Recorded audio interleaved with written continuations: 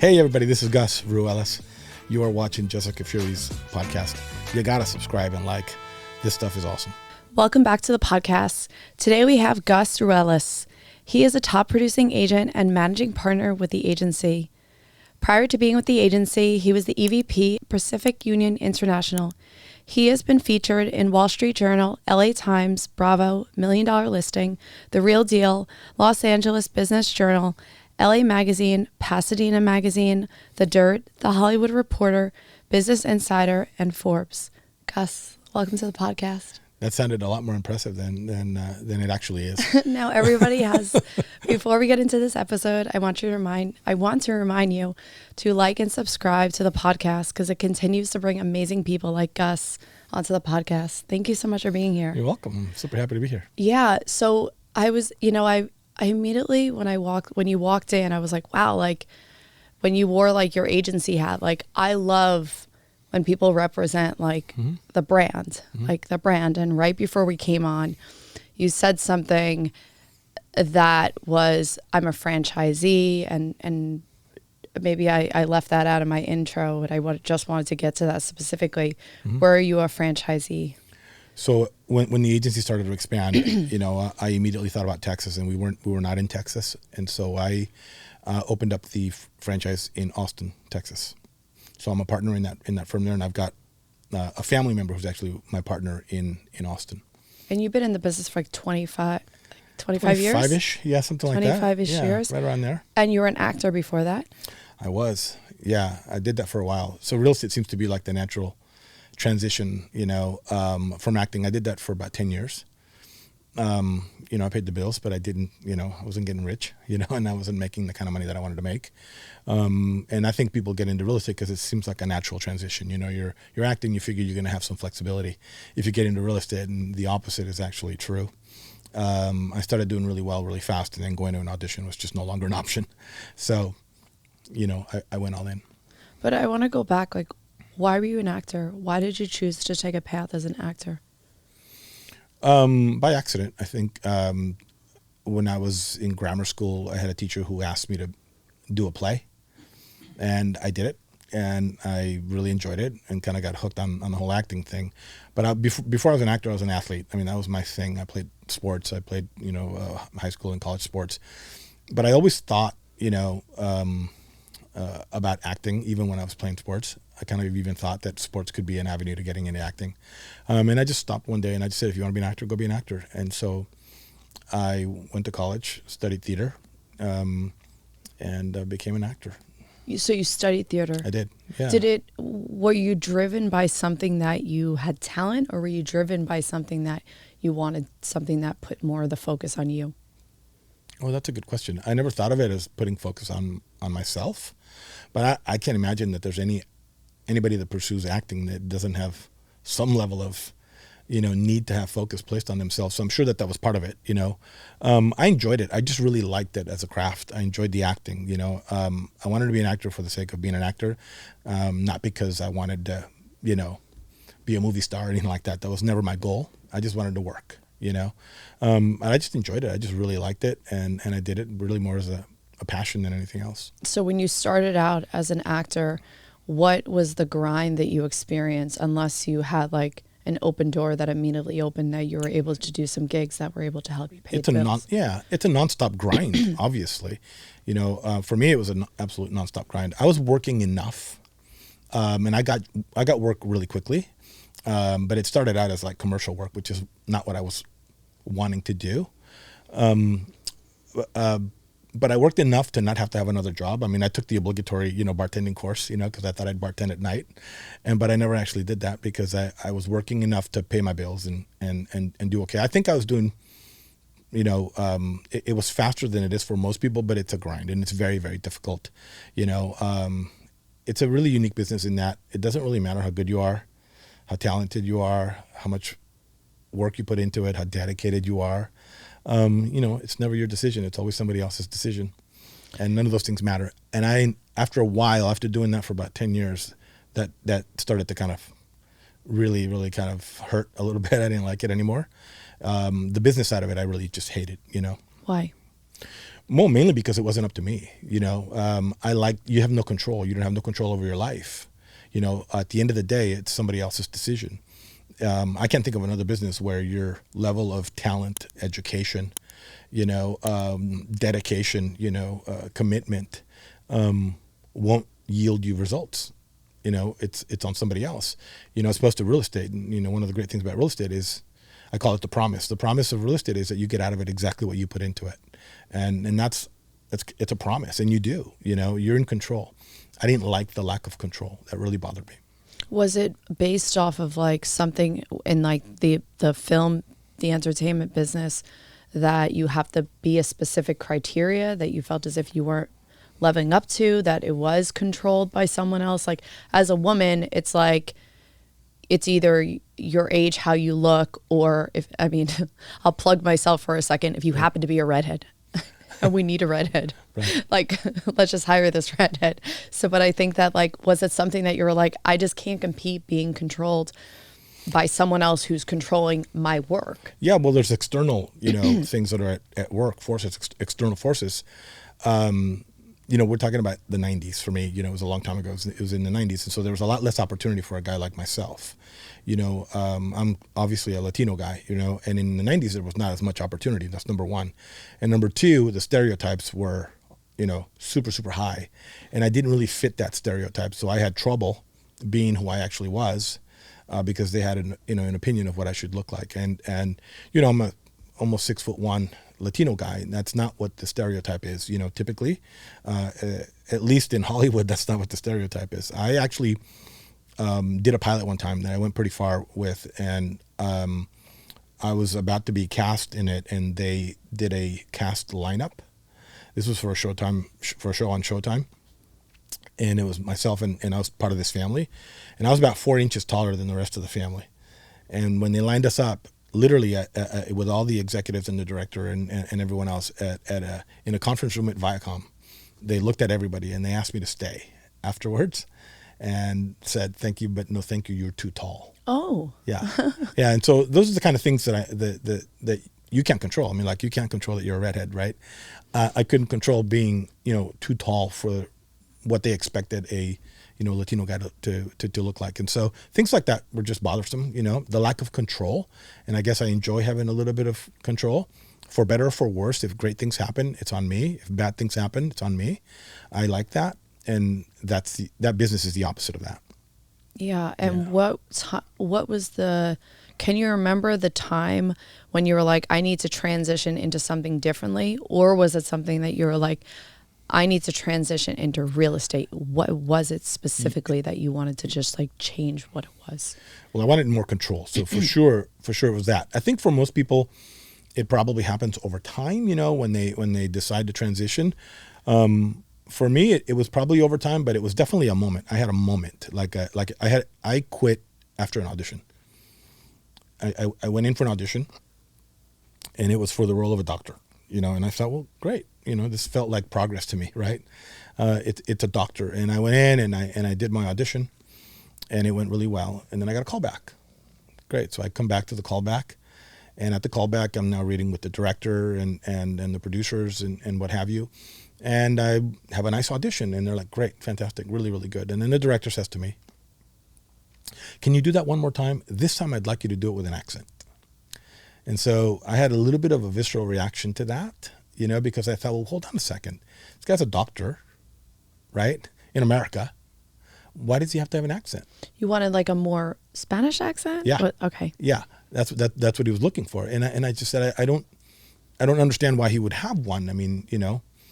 Can you, and I said, if you want one, I need more background. Tell me why this guy has an accent. And he began he stood up. That's the first thing he did. He stood up and got a little puffy, a little like, okay. Let me tell you why. And he went down the list of why this guy needed to have an accent. He said, well, this doctor was born in Mexico, and he came here as a young boy, and he studied in America and became a doctor. So, he did well for himself and became a doctor, and that's why he has an accent. And I said, well, that's great, but I was born in Mexico, and I came here when I was a boy, and this is how I talk, And he said, well, I want an accent. And I said, well, you got the wrong guy. And I walked out. I got in my car and I called my agent and I said, I'm done. And that was the last audition I ever went to. And then what was the, I'm going to go do real estate? Like, did you go home and you were like, I'm going to look for other work? Yeah. You obviously, and if you don't mind sharing, like, you obviously already had that financial support to be able to make that quick decision, because a lot of people don't. I was lucky at that moment because even though it's not what I wanted to do, I always had about 4 or 5 commercials running. And so, Okay. in the 90s, unlike today, commercials really paid well, and so I had residuals. And so I didn't have that sense of urgency that you would have if you're quitting cold turkey, because I knew I still had money coming in. And of course, I was a little heated that day when I decided to quit. But as I settled down and a little time passed, I started thinking about, okay, what can I do? I even at that moment thought, well, maybe that was a hasty decision. Why don't you find something that will allow you, if you decide to go to an audition, the opportunity to go to an audition. And I think that's why people get into real estate, because of this perceived flexibility that you have in real estate, which is completely false, of course.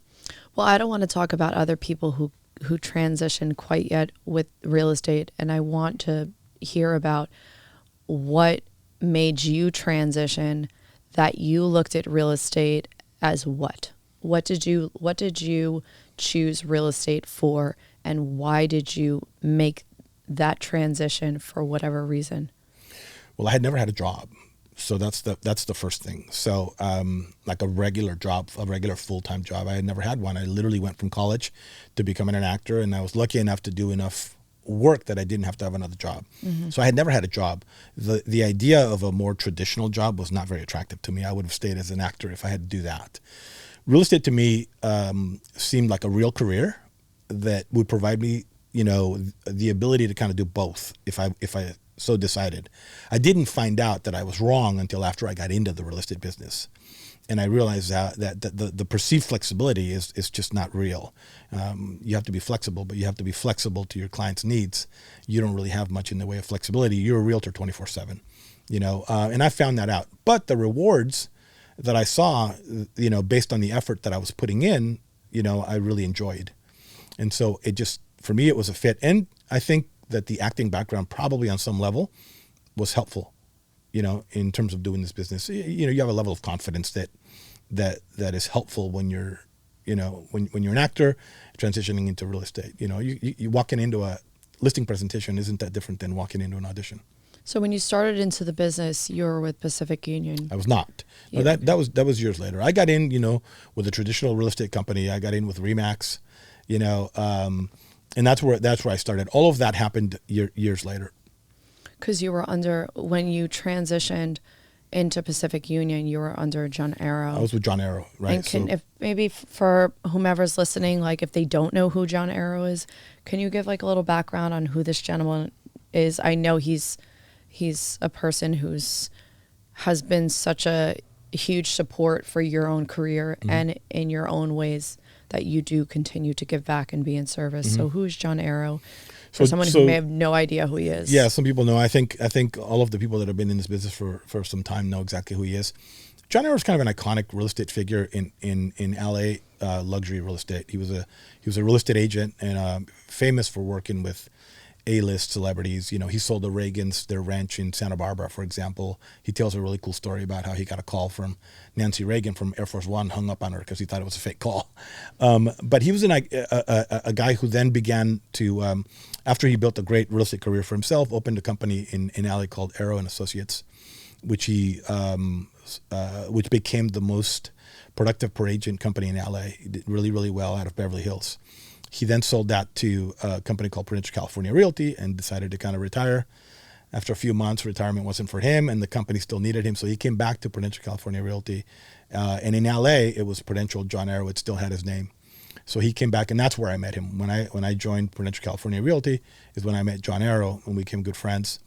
And he's been a mentor to me. Then that company was sold. He retired again. And a couple of years later, I heard that he was back in business once again with a company called John Aaroe Group. I was working in Pasadena, and I was looking to do something fun and exciting and new. And so I called John. We got together, and we opened up an office in Pasadena as part of the John Aaroe Group. The John Aaroe Group merged with Pacific Union, and that's where where we became Pacific Union. I mean, but there's something that John Aaroe has helped you with in your business. And can you share on that more specifically and the effect that he had on you, aside from closing deals, making money in real estate? And I just know this from you and having personal conversations with you. You continue to be more in service than most mentors that show up in this business. Well, I got that from him for sure. I really went from being just an agent, to getting on the brokerage side of the business, and obviously I'm still there now. I own one of the franchises with the agency. I think the best lesson that I learned from him is he was the type of guy that made you feel like you were the most important person in a room.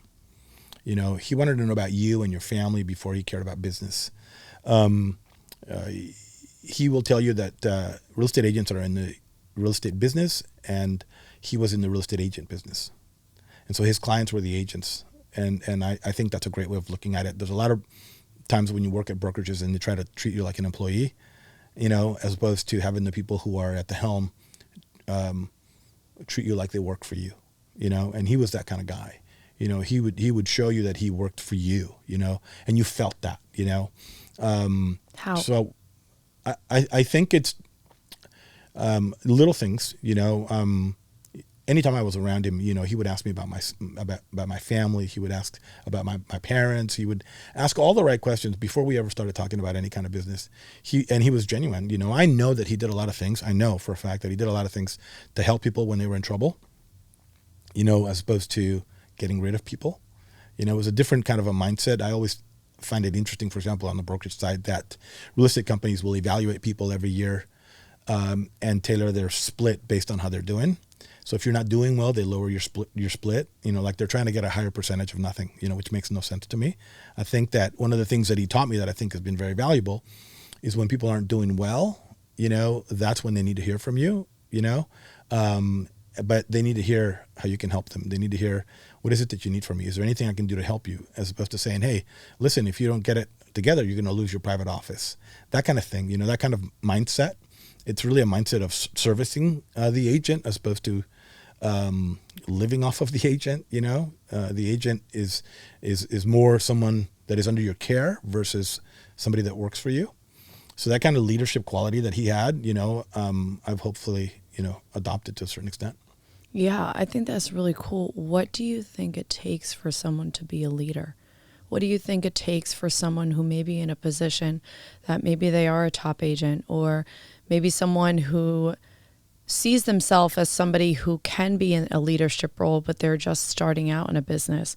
What are some of the things that you would say that somebody can really tap into those leaderships and being in service to other people? I'll go back to saying, I think it's putting people, you're a leader when you have people under you that are under your care, not under your supervision. You know what I mean? It's like you're not in charge of people. And there's not an agent that works for me in any office, whether it's my local one here in LA or the one in Austin, that I treat like an employee. They're my bosses, not the other way around. And I think that's what's important. I think a lot of times people think that being a leader means that you have to, rule within, an iron fist, and that's not it. It's not about telling people what to do. It's about being supportive of people. It's about caring for people. They're under your care. I think that's the most important position, thing. There's a book I think called Leaders Eat Last. I don't know if you've heard of that book. But the mindset actually comes from the military, where all of the high-ranking people in the military, whenever there's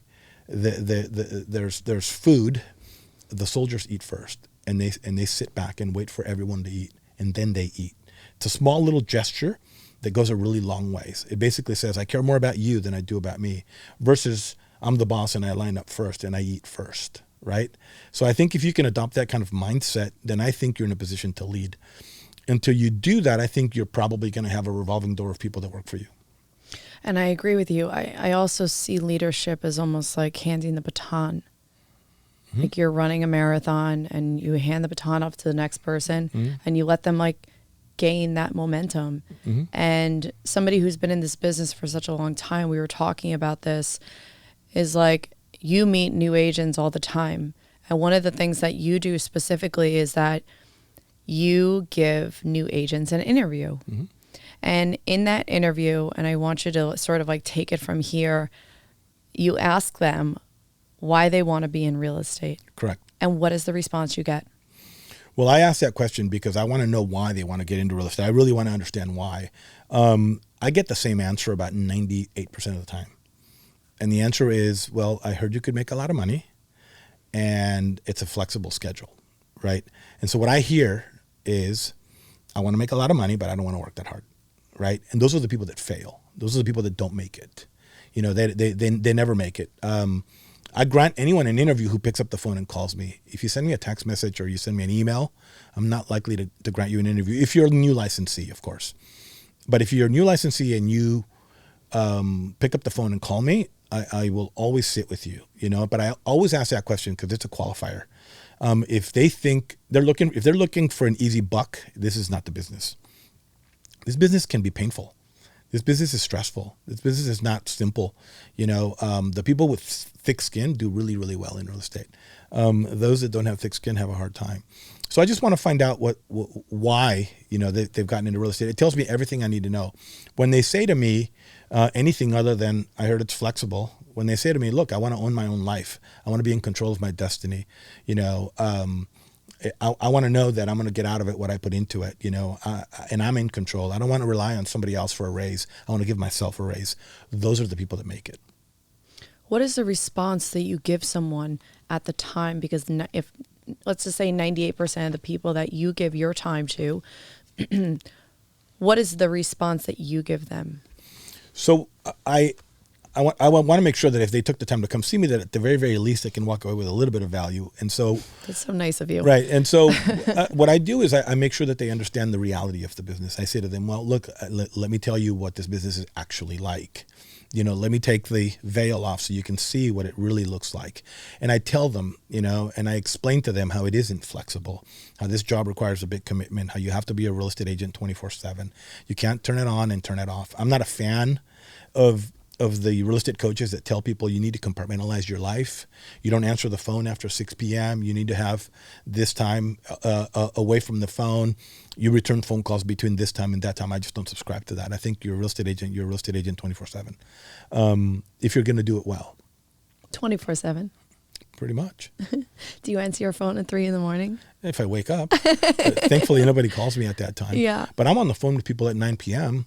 You know, if I'm out to dinner and my phone rings, I get up and I excuse myself from the table and I go answer that call, unless it's an appointment that I'm in. But if it's personal time, I answer the phone. I want you to answer this from the realtor side. Mm-hmm. Okay. Let's say I'll speak for myself, and if other people that are listening to this, or even somebody who has been in the business but they're not doing as well as they want to, but I'll put it on myself for this. I aspire to do many things that you know in real estate, and I'm still considered new in the business. I've been in it for about 2 years. And what is a day-to-day look like for an agent who is producing a producing agent? And the reason I ask that is because, and I'm sure other people may be feeling the same exact thing, you're doing one thing, you're doing another thing, you're doing one thing, you're doing another thing, and you're also talking to a woman who's had many, many, many years in wellness, fitness. You call me at any time, I will give you something in 5 minutes that you need to do. You'll come back and tell me that you felt good, because I just know that. But with real estate and coming from a career change, I'm like, okay, I make calls. I do stuff every single day. And I know it's a business of consistency. I know with the cold calling and the expired and the letters and the this and the that. But there's got to be something. And I don't know what that something is. That really just like gains the momentum, as opposed to just gaining its own momentum. And I feel as if that there are people that are newer in the business that are doing those types of things. Like they're not sitting there with the thumb up their ass. But what does a day-to-day look like? Well, I would ask you a question, for example, right? Okay. You came from from health and wellness, right? I have to assume you still work out on a pretty regular basis. I have to also assume that those workouts are probably not optional. Oh, yeah. Yeah. Right, am I right? Do you have a schedule for working out? It was funny. Like I had this moment in my head where I was like, I used to train for 4 hours a day because I was a national figure bikini competitor and I'd be training for hours. And now 45 minutes to an hour, I'm like, cool, like good, grounded. Let's Right. When you were training, for a real reason, right? Other than just health. Yeah. Did you have a schedule? Yeah. Was it ever, was it non-negotiable? Mostly yes. Right? Yeah. Right. So that's what real estate agents don't do, well in our business. The people that don't do well, they don't have a schedule and they don't have what I call non-negotiables. Right. So I think the people that are effective, that do really, really well in real estate, have activities that they do that are not negotiable. Like I'll give you an example. We're in December now, right? And everyone's talking about their business plan for 2024, right? And I see these trainers talking to people about business plans, and I look at these business plans, and they look something like this. I want to make X number of dollars, right? I want to sell 24 houses. I want to buy a new car. I want to make my first investment in a property. All of these things, right? That to me are wishes, right? They're not real goals. They're wishes, right? I don't subscribe to that. To the I want to make X. I want to sell these many houses. I don't subscribe to any of that. What I think people need to do is they need to list their activities that are going to get them those things, and make those activities not negotiable. For example, I think everyone should have dinner at a minimum, once a week with somebody that can do something for you, right? Whether it's a past client, an attorney, a doctor, a contractor, a developer, somebody that can do something for you. I think you should have dinner with somebody like that once a week. And I think that should be not negotiable. It should be something that you do on Tuesdays, every Tuesday night, or on Wednesday, or whenever it is, not negotiable. I think everyone should make X number of contacts per day, like real contacts per day, right? That's what an actual business plan in real estate should look like. It should be a list of activities, how many past clients am I going to talk to? How many expired listings am I going to write a letter to? That's what a business plan should look like. The people that do really, really well in real estate have a ton of these activities, and they're not negotiable. Most of them have a schedule, at the beginning of the day. Being in real estate, sometimes you get pulled in a lot of different directions. And so sometimes you can't control what happens at 1 o'clock, right? But I can control what happens at 5 o'clock in the morning, right? My phone's not ringing. The best agents in this business have a schedule. They get up at a certain time. They go to the gym. They meditate. They study. They read a book. They do things like that on a pretty consistent basis. It's how they start their day that kind of sets the tone for the rest of the day. Those are the people that do well. I don't think they ever really worry about, I want to make $1 million this year. I don't even think that they think about that. I think they think about what they need to do. What are the things that they need to do? Because the money always follows. What do you subscribe to? I subscribe to activities. I don't like, if you ask me, like, Gus, how much do you want to sell next year? I really couldn't tell you, but I know what I'm going to do. I know that I can tell you. I know what I'm going to do. Which is? There's a number of things that I'm doing. I mean, I wear a lot of hats, obviously, right? I want to expand our franchise. I want to open more offices there. I want to, continue to recruit my office. I want to sell as much real estate as I can. But I have a list of activities that I do that are pretty much not negotiable. I mean, I'm usually the first guy in the office. I think every real estate agent should begin their day in the office, not at home. I think you need to leave your house. There's a lot of kind of post-COVID hangovers out there with a lot of people that they built a lot of bad habits. If I can talk about that for a minute right now, because I think it's relevant. During COVID, a lot of people said, wow, look at this. Look at all this business we're doing. Because we sold a lot of houses during COVID, right? And people thought, well, I really don't need an office. I really don't think I need an office because, look, I sold plenty of real estate during COVID and I was working from home, right? What they don't understand is that it wasn't the working from home that created that an environment where you could sell a lot of real estate. It was 3.5% interest rates, right? That wasn't real. that interest rate was designed to stimulate the economy. That created a marketplace where it wasn't that complicated to sell real estate, and you could do it from your home, right? Give me COVID at 8%, and let's see what happens, right? That working from home wouldn't work so well anymore, right? So I'm a big believer in getting up in the morning and going to the office and beginning your day in the office, whether you have something to do or not, because you will come up with something to do, right? I came in the business at actually where the interest rate, everything started to slow down. Mm-hmm. And, I'm a huge advocate, which is one of the reasons why I create this space, is because I am very big into like personal development. I'm very big into it. And just the things that I do on my own personal time are very aligned with those things. And there have been some negative Nancys in my life that have said, well, you came into real estate during a dead market. You're going to make no money. This is the truth. Mm-hmm. You're not making any money because you're in real estate in a dead market, and you shouldn't even do it anymore, because the people that are making money are the people that are making money. And now you're also talking to a person who has faith and believes and I mean, mm-hmm. If you wanted to lose 50 pounds, I'm pretty sure if you did the work and I told you what to do, I would really want to see someone achieve that goal. Mm-hmm. But now, speaking with the COVID thing and the interest rates being where they're at now, what is it that you can speak to specifically what I'm saying, or in general to somebody who may be experiencing something like that? Well, I'm going to go back to what I said earlier about the promise that real estate gives you. Yeah, you get out of it what you put into it, right? So if you go into it thinking like that, you're not going to get anything out of it. Right. My position is simple. If somebody's doing it, I can too. It's that simple. There are agents in this business right now that are 2 years in that are crushing it, mm-hmm. right? They're out mm-hmm. there. You can find them. They're out there. So it's possible, mm-hmm. right? I think I'll share a quick story with you. There was a woman in Glendora, California, which is not a big, fancy, market, mm-hmm. right?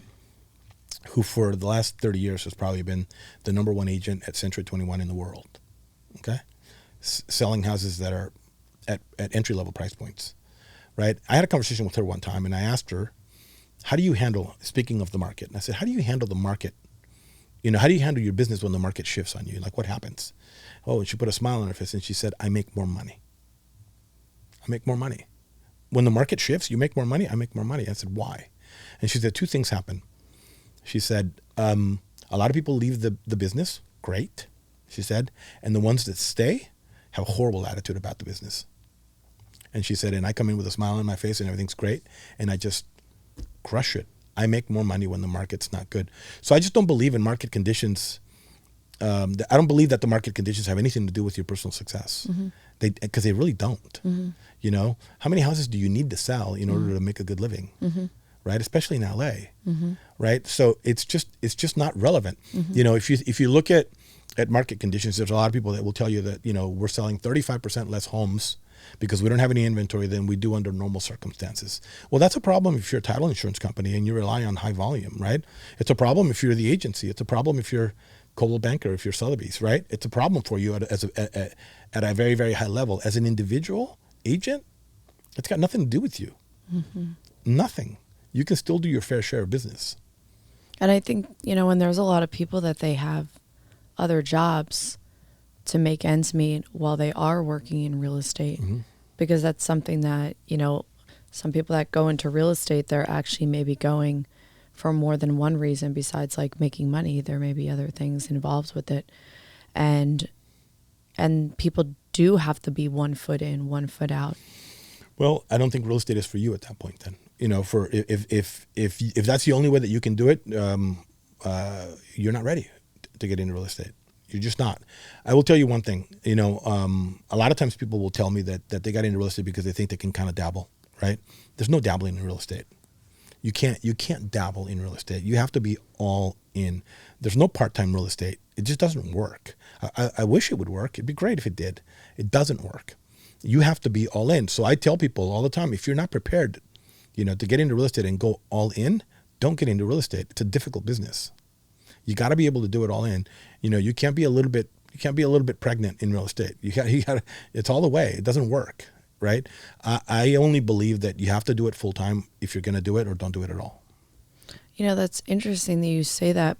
And when I can see how your transition with real estate has been a positive, because you came into the business having a stable income.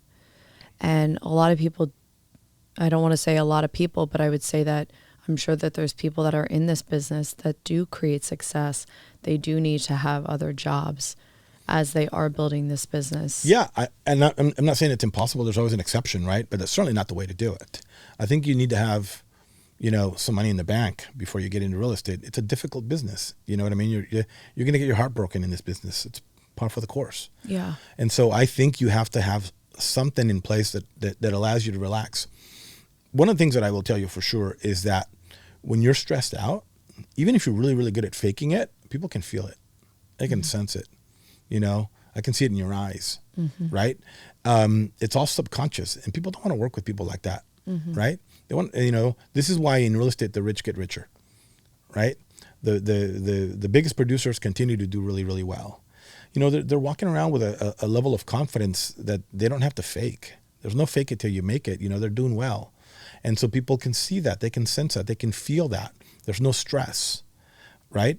And so more people want to work with that person. The opposite is also true. If you are walking around, a little stressed out, and now I'm doing an open house and I'm stressed out at that open house, I'm not going to attract people, and you can't fake that. It's all subconscious. It's why the world's best poker players are really good, right? Because they can sense what's going on with people. Right? It's the same thing. You can't fake it. You can't fake it. So I think that it matters. I think you have to be prepared when you get into real estate for your worst case scenario, because it may come true. That doesn't mean that you can't come in and immediately do business. I did, but it's a difficult business. So you can't part-time it. You have to be all in. By the way, I was one of those people. I thought I could part-time it. I got in and I thought I could part-time it, and I realized very, very quickly that was just not the case. Thankfully, I started to experience a little bit of success. So for me, going to a listing appointment or going to a Jack in the Box audition, became kind of a, no-brainer. Did somebody give you an opportunity? No. When you were doing it part-time, and did somebody give an opportunity that sparked that confidence, that sparked that momentum, that sparked that like double that step, that sort of like swagger in your step, like, yeah. this is I could do this, I can do this, because that does happen. It does. I didn't have, I will be honest, I didn't have a ton of confidence because I really didn't know what I was doing. So I didn't have a lot of confidence. I tell people all the time, you get really confident in this business after about 20 transactions. And that's about what it took for me to get really comfortable with the business. I didn't have it. But what I did have, and what trumps all in this business, is I had hustle. I hustled. I was working hard. Yeah. That trumps everything. It trumps talent. It trumps, confidence. I worked. Yeah. I would say to somebody, hey, who's doing your open house on Sunday? Well, I've got it covered. What about Saturday? Well, that's covered too. What about Friday night? You and I talked about this. I love it. What about Friday night? And they go, Friday night? Yeah, I get that. Yeah. I've gotten it. Yeah. They're like, no. Yeah. And they go, well, that seems odd. No, it's not odd. Like, it's not no, odd we're not hosting it then. I'm like, yeah. Okay. Well, I would offer Friday nights, and I would do open houses on Friday nights. If you have enough hustle, you can overcome a lot of things in this business. I think it trumps everything. Hard work in this business trumps everything. And that's the other thing too, is you can't teach people to hustle. I don't disagree with what you're saying, because I also am taking it from somebody who's been in the industry for a long time and has seen worked with a lot of people. I do believe, however, in opportunity. I truly believe in opportunity. But you can create that opportunity. Yes, I understand that. But I just speaking on that opportunity specifically in this business is that I do believe in that opportunity. And I think that when you open up conversations with, now going back to what you were talking about taking people to dinner, and yes, I personally like to also ask how I can help another person. That's what the dinner's about, by the way. It's not about real estate. Right. It becomes about real estate because they want to talk real estate. Yes. And I think that when you spoke about that, I started to think about like a few people in my circle that I do have dinners with them. I do stay in touch with them. They do know, where I'm at with specific things and what I've been doing. And we talk about opportunities, and we talk about opportunities where they have seen in their positions from being in their businesses for many years, they do see the opportunities that have been given to other people, that it does help them. Mm-hmm. It does open a big door. Mm-hmm. And I do believe in those opportunities. Yeah, when you have dinner with those people, there's an opportunity for them as well. Right. And I think that should be the focus of the dinner. And that creates an opportunity for you. Mm-hmm. The best real estate agents, by far, the very, very best real estate agents, I believe, are connectors. They're always thinking about others. Who do I know? When somebody says, I'm thinking about buying a new car. What kind of car? Well, I'm looking at a BMW. I got a guy for you, right? Call this guy. He'll take care of you, right? That's the agent that does a lot of business. The ones that are connectors. They're always looking to connect others. When they connect others, it all comes back to them. Always. When I have these dinners with people, I don't talk real estate. I always say, hey, listen, I know a lot of people. Is there anything that I can do to help you? Right? And they love that, and don't you think at some point they go, well, listen, I'm going to keep you in mind if I know anybody. Fantastic, great. But that's not necessarily what the dinner is about. It turns into that. But that's an opportunity that is created, right? You talk about opportunity. I don't go to dinner. I don't create that opportunity. I have another business. I'm an entrepreneur, and I'm speaking about this openly because I talk to my clients about my business in real estate, and I stay connected with, I do both businesses, and I stay connected to people that I just will call them and just will talk to them about where I'm at. And have you ever heard the commencement speech with Steve Jobs at Stanford?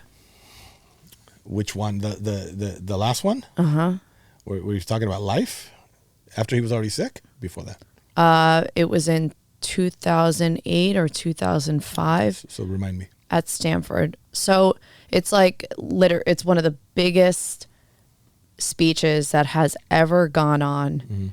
And I was watching it just because you're also talking to like a junkie for like personal development. Yeah. And business. I'm always thinking but one of the things that he says without saying the whole 25-minute speech, he was talking about connecting the dots.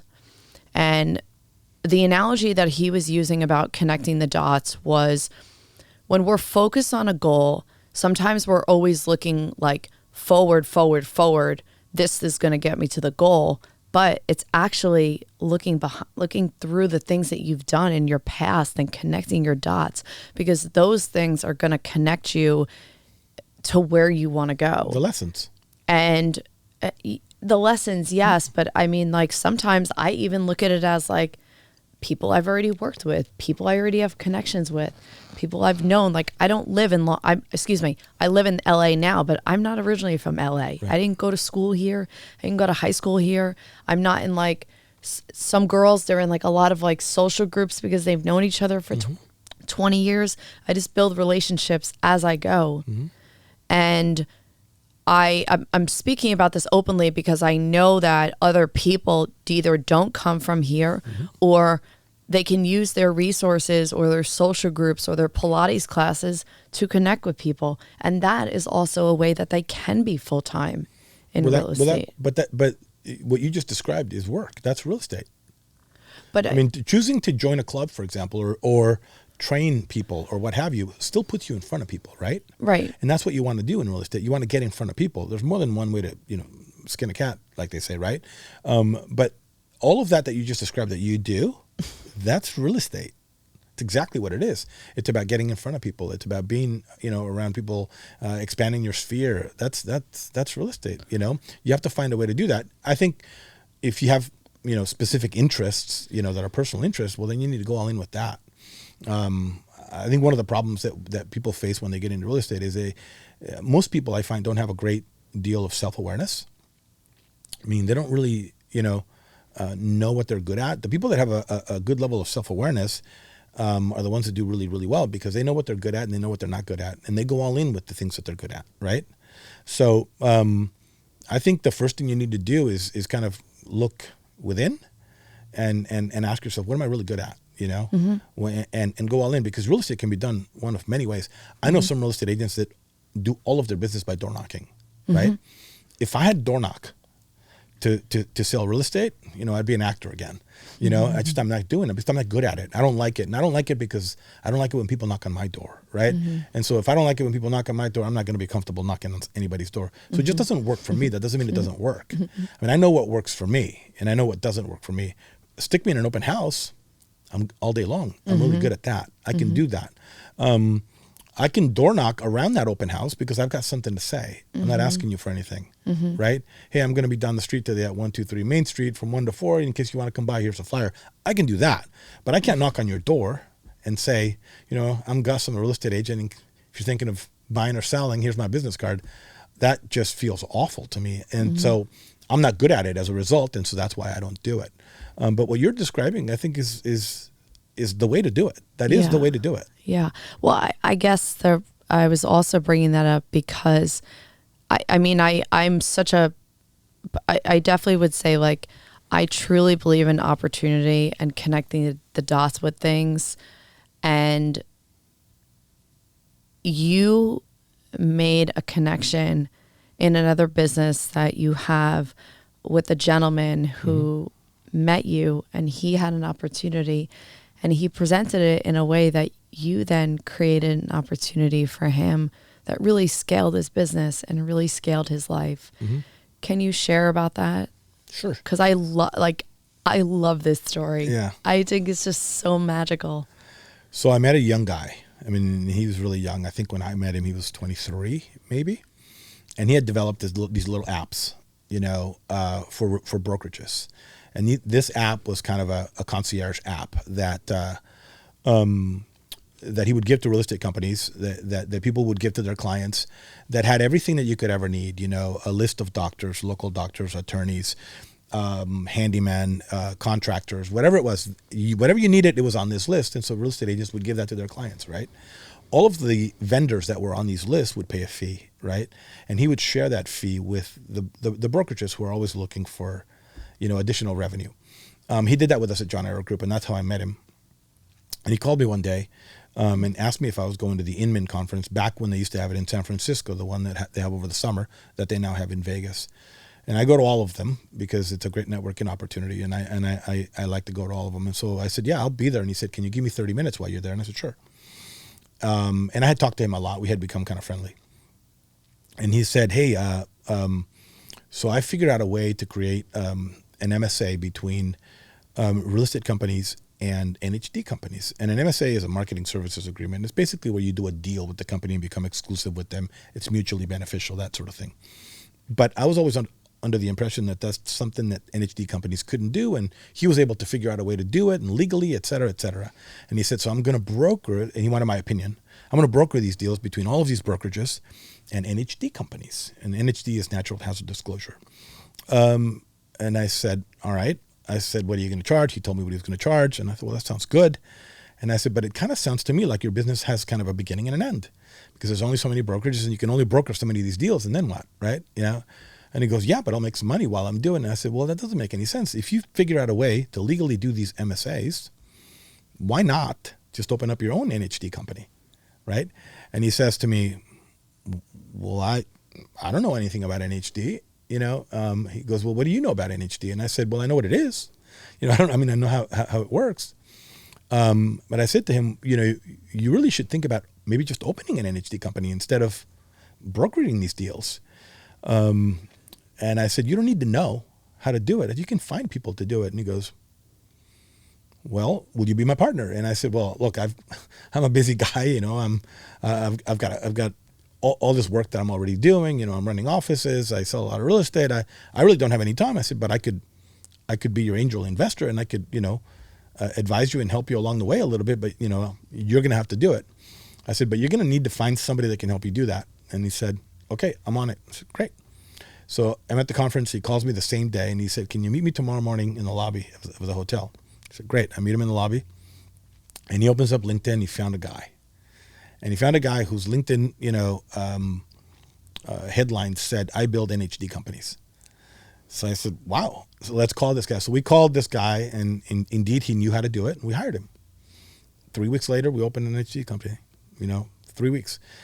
Since then, the company has completely blown up. We're doing other things other than NHD as well now. And it's got, $5.5 million a year in revenue. It's doing really, really well. And the kid, who at the time that I wrote him a check was 25, is now only 31, and is doing incredibly well. Super fun. I think that's so cool. What is the suggestion you would make to somebody who's hearing this story? Always be open to any possibility. I think that's, always look for the opportunity. You talk about opportunity. I think you have to look for it. I always ask myself this question, and I learned it through a little bit of, of a difficult time in my life, and it was taught to me by somebody else. But, they always say that whatever question you ask yourself, your brain is like the ultimate Google, and it's going to give you an answer. Most people, when they're having trouble, ask themselves the wrong questions, right? Why does this shit always happen to me? That kind of thing, right? Mm-hmm. Instead of saying, what's the opportunity? Mm-hmm. What's the opportunity, I think, is the real opportunity. Mm-hmm. Asking yourself that question, what's the opportunity? Mm-hmm. When I sat with him, I was like, there's some other opportunity here. And I thought, what's the opportunity? I thought he should open up an NHD company. That's the opportunity, So asking yourself, what's the opportunity, I think is the greatest thing that you can do for yourself, whether times are good or times are bad, whether you're stuck or whether you're thriving. What's the opportunity? I think it's a great question to ask. Your brain is going to give you an answer, and it's usually a positive one. And and to piggyback off of that, it's also like, are you asking yourself disempowering questions, or are you asking yourself empowering questions? Yeah. And that's something that I really just resonate with, just based off of your story. Mm-hmm. I want to just ask specifically to the story that you had an example of now. What is something that you've seen in a transition from that gentleman, from where he was then to where he was now? What is it that you've seen in him? Mm-hmm. Well, I saw something in him then, that has now come to be true. But I look, he was 25 years old. Mm-hmm. You don't write a check to a 25-year-old to go build, a company. It's yeah. And the reason he did it with me and not with anyone else is because I'm sure no one else would have done that for him. So,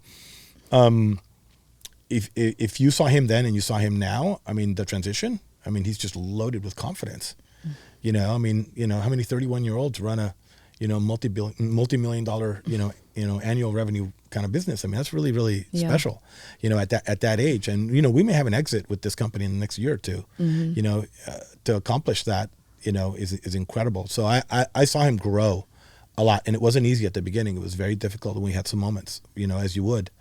So he matured a lot in a very, very short period of time, I love it. Yeah. I love it. It's sometimes when I want to make a connection to a person, even though making a connection to a person is one of the easiest things I've ever had to do. Mm-hmm. And it's somebody I only know, but they don't know me. Yeah. And I say this is me speaking open and honestly about this. I say the Wayne Gretzky quote to myself, you miss 100% of the shots you don't take. And I just do it. I say that quote and I do it. I don't know why. Yeah. And it's back to asking yourself a question that's more empowering. Yeah, I always ask myself, well, what's the worst thing that could happen, right? If I can handle my worst case scenario, if I'm going, well, if that's my worst case scenario, I'm okay with that. I can do that. It's a way better question. I think that's what keeps people from. A lot of times people are paralyzed, because they overthink things, they overanalyze things, as opposed to just doing them. Yeah, you got to take shots. You're going to miss some of the time. And then that would be the whole Michael Jordan quote where I took all these shots and but I didn't give up and all that stuff. And you saw me as an opportunity to come on to the podcast, mm-hmm. and I got an opportunity because I just got so much out of it, and I'm just so grateful. There's people that come on this podcast that I'm like just so blown away just to hear the experience and just like the way that they carry a message and the things that they do. So I'm just so thankful that you're here today. I'm glad to be here. I like to ask all my guests 3 questions before that they leave me, unless they want to come back. What is a non-negotiable in your morning routine that sets you up for the day? I think it's simple. It's the time that I get up. You know, I mean, I'm up and out of bed, you know, no later than 6 every day. You know, that's just a non-negotiable. I get up in the morning. And he has kids and he's married, so he has a family to run. I set it up that way, you know, but yeah, I mean, I'm in the office. I'm the first one in the office every day. That's kind of a non-negotiable. I do that for 2 reasons. A, it's good for me. It's good for my business. And I know that in a leadership position, I have to set the example. Yeah, that's the baton thing. That's the handing the baton off. Can you leave the listeners or a new agent, if you were in the position that you were a new agent now, and you were speaking to that person now, in the position that you're in, what was a piece of advice or suggestion that you would give? I think it's different than when I first got in, obviously. If I had to do it all over again, there's one thing that I would consider doing. And even though from a brokerage standpoint, you know, it can get a little dicey, I would say to a brand new agent to go join a team. Go join a team, because you want to be privy to a lot of transactions, even if they're not yours. And if you join a team that's active and they're doing a lot of deals, that's going to be really, really good for your experience. That's number one. Number two, joining a team will create opportunity for you. That's going to be very, very difficult for you to create on your own. So you can fast track your career, I believe, and get to that 20 transaction mark, which I always tell people is where now you have a business. I think faster by joining a team. I think I could have done it even faster if I had joined a team. It wasn't a big thing. Teams were not a big thing. They're a big thing now. But I'd probably join a team as a brand new agent. If I could figure out a way to join a team, if somebody would have me, I would probably join a team. I'm going to speak openly about this. I've tried to join specific teams, and it's been a hard no, because they don't want newer people in the business. Well, you're joining the wrong teams. You know, I mean, I think that's not the case. I can tell you that you should easily be able to join somebody's team. Yeah. You know, you should. Yeah. You should. And frankly, if they can't see that, then you're just talking to the wrong person. Yeah. You just need to go. That's one of the shots. Yeah. You just took a shot. Yeah. You know, keep taking shots. What are 3 qualities peers would say about you? I have a lot of critics, so it's not just qualities.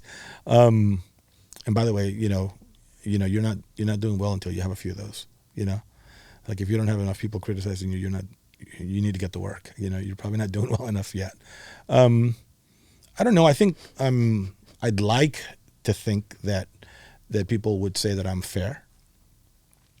I'm honest with people, even when they don't like it. You know, I have no trouble. You know, but I think more importantly, I think especially with my agents, you know, when I need to go to bat for them, they know that I got their back and that I will go to bat for them. And I'm not afraid to have a confrontation if one is required, you know, to be supportive of my agents when they're right. I love that.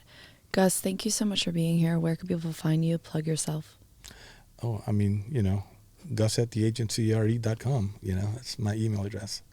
Oh, you get your email. I was like waiting for that. Yeah, I'm not gonna plug my Instagram. It's Gus Ruelas 1 at you know. So. Thanks, guys, for listening. You can follow me at Jessica J. Fury, at Jessica Fury Real Estate, and follow, like, support, and comment on this episode if you really enjoyed anything that Gus said. That could be really inspiring for you and your business. And I will talk to you guys soon. Thanks, Gus. You're welcome.